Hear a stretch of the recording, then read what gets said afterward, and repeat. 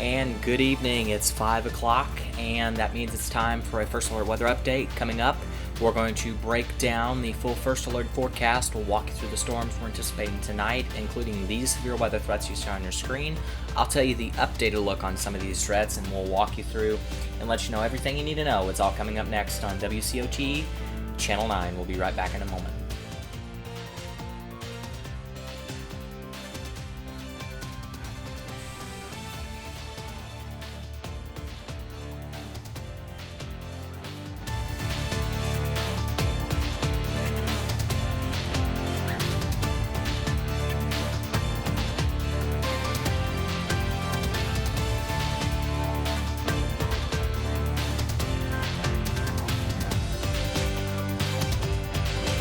Now, First Alert Weather with Kay McFerrin.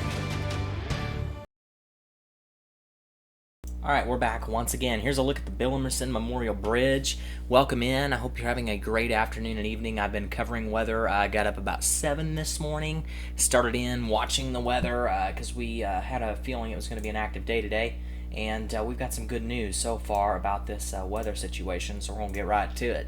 Here was the graphic that I posted. This says prepared by me up in the right corner. This was prepared earlier this morning, and I wanted to update you real quickly on the current threats that I see based off the current trends. Now, the greatest severe weather potential looks to be in our south and eastern counties. Or south, southern, we'll just say most southern counties because that's easier for people to digest there.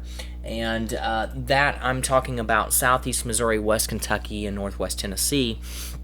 But we could still have some strong storms here. They just probably won't be at severe limits based on the current trends. And being severe means it needs to have 58-mile-an-hour winds or greater, hail up to the size of quarters, or it needs to have like a tornado or something in it. And right now, the tornado threat looks pretty low for southern Illinois. We're talking a 1 out of a 3. There's a 2 out of a 2 out of a 5, sorry, on that graphic there. For some reason, I put 2 out of 3. 1 out of 5 risk now for tornadoes, so it's on that really low category. High winds will definitely be a concern with some of the storms tonight. We could have some gusty winds, so just secure those loose objects, and you should be okay there. Large hail does not look to be as big of a threat as what it was this morning, but certainly could be an issue, and of course flooding definitely going to be a concern with the activity that we're having. I got my window open, so you may hear some traffic outside. All right, let's walk you into First Alert Doppler Network, and let's get rid of that. So to do that, we'll switch to here. And there's First Alert Doppler Network. As you can see, things right now in southern Illinois are dry, except for the occasional mist and drizzle, which we've had on and off all day. That seems to be a rather nuisance, but it is occurring out there, and we'll be dealing with it. So some light rain possible right now for the Harrisburg area, McLeansboro. What's not showing up on radar is likely some mist and drizzle. You may have heard my phone too in the background. There's just a lot going on, but some mist and drizzle is possible even if it's not showing up on First Alert Doppler Network.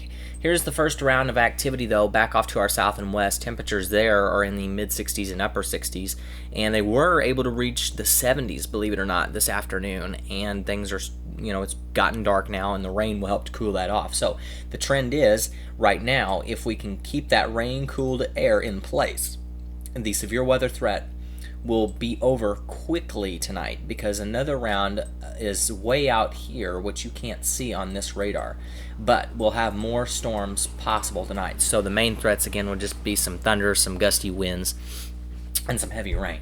So with that said, let's quickly talk about fog as well, because if you're going to be traveling about tonight for any reason, it's probably going to be pretty dreary, pretty foggy, a little bit hard to see at times, and we'll explain why that is in just a second. Right now, this particular map is showing the most dense fog across central southern Illinois and up towards I-64 where Mount Vernon is located, and then Carbondale back off to the west. So there could be some fog, certainly.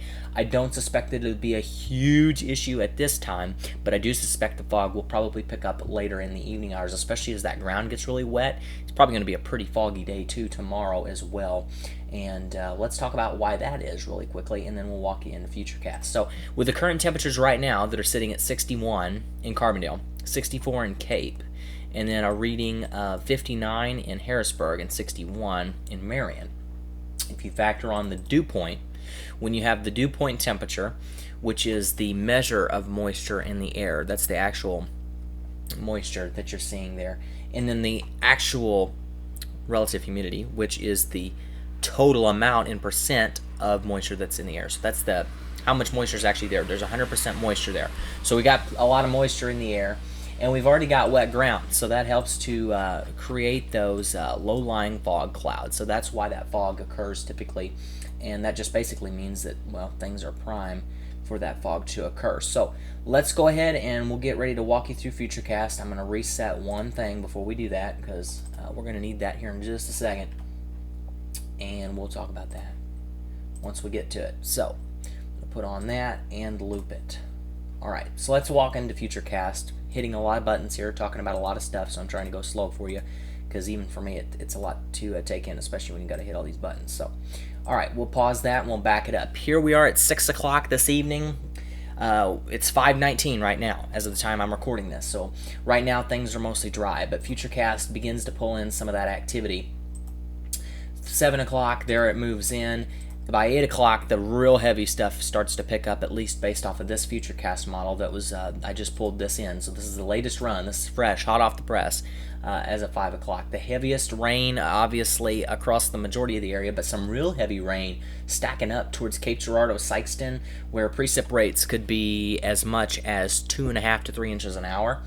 And I'm not kidding about that. We'll probably have some flash flooding situations occurring, and I'm going to be monitoring that as well for reports tonight. So please, please, please, if you don't have to go anywhere, just don't, especially later this evening, because water is going to be a problem, and you probably won't even see it. And that could definitely be a concern. As we get towards midnight, heavy rain on and off, the gusty winds, again, being the main concern. We talked about the threats earlier. 2 a.m. Now, stopping it right there. Right down towards Dyersburg, Portageville, Sykeston, and then Murray on the other side of that. Waverly. There is a line of storms right now. Futurecast is pinpointing that would be an area of concern for possible spin-up tornadoes and damaging winds. So, thankfully, that's not in Southern Illinois, but that's not to say something similar couldn't happen in Southern Illinois. So that's why I'll be here all night watching that radar, and every scan that we get, I'll keep watching it and letting you know what I see. But right now the trend is that hopefully should stay to our south. But anyways, we continue. Here's 3 a.m. Most of that activity continuing, and the line seems to have broken up by the time it gets there. As we continue the motion here, here's 4 o'clock. And then 5 o'clock, some more lighter rain moves in with some heavier stuff to our south. 6 a.m. rolls around, and we're still dealing with the rain. This model ends at 9 a.m., and you can see it's pushing the time back even further as far as the rain getting out. So that's something we'll have to watch. But either way, that's a look at the current situation. So the severe weather threat right now is looking hopefully pretty promising. In fact, I'm just going to go ahead and do this because that's still on there. That First Alert Action Day logo that you see there on your screen, we're going to take that off because the severe weather threat, except for the flash flooding issue right now, hopefully over. Now, if I start to see signs that the heavy rain continues and other things, we'll probably pop that Action Day logo back on. But either way, just be weather aware, and that's kind of the point we're driving home. And we'll make it through it. Power outages may be an issue, but right now, that's not posing a problem or a risk.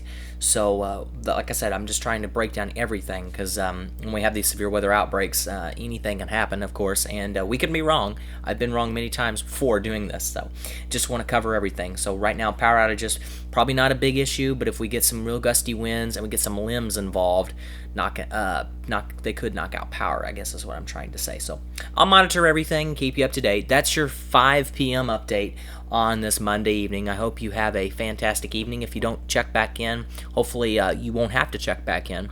But I'll be posting updates all night, probably on and off. So I understand if you mute me too, that's okay, as you're trying to sleep, because it is annoying when you're trying to sleep and you get the ding, ding, ding every hour or 30 minutes, or how frequently I post. So just have a great night, everybody, and we'll be back here in the next probably 30 minutes to an hour, and I'll see you then. Reporting in the Weather Center, Kay McFerrin, 9 News.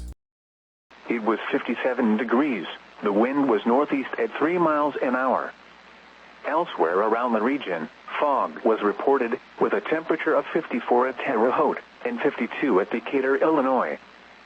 It was cloudy with a temperature of 59 at St. Louis, 64 at Raleigh, Missouri, 65 at